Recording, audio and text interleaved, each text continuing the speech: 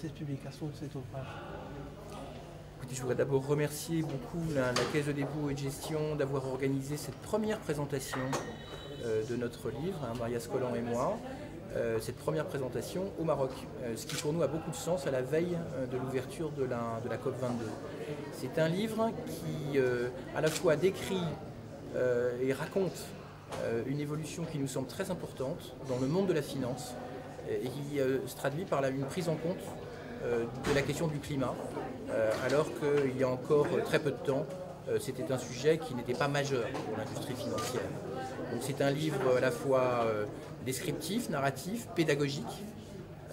qui s'adresse à la fois aux financiers qui ne connaissent pas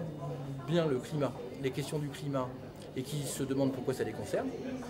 qui s'adresse aussi aux gens qui connaissent bien le climat et qui ignorent tout de la finance et quelquefois s'en méfient pour de bonnes ou de mauvaises raisons. Donc c'est un peu pour ces deux publics que nous avons écrit ce livre. Nous pensons, c'est une des... Si c'est un livre, je vous ai dit que c'était un livre descriptif, je vous ai dit que c'était un livre descriptif, pédagogique, mais c'est aussi un livre dans lequel nous défendons des thèses, et notamment, évidemment, celle-ci, que la transformation de l'économie mondiale est possible en créant des emplois, est compatible avec le développement des pays du Sud notamment, qu'il n'y a pas de contradiction entre la prise en compte de l'environnement et du réchauffement climatique en particulier, et la naissance d'un nouveau modèle de prospérité économique. Maintenant, quelle est votre réaction à la publication de cet ouvrage?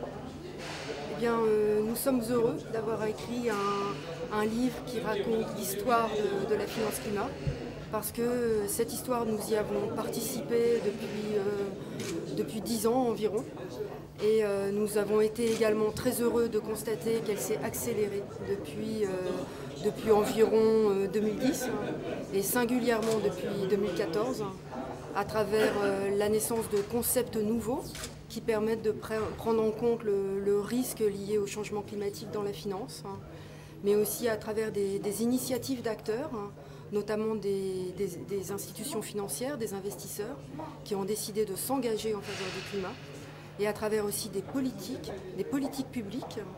dont le panorama mondial montre que ce sont des pays en développement, des pays émergents qui mettent en place les politiques les plus intéressantes.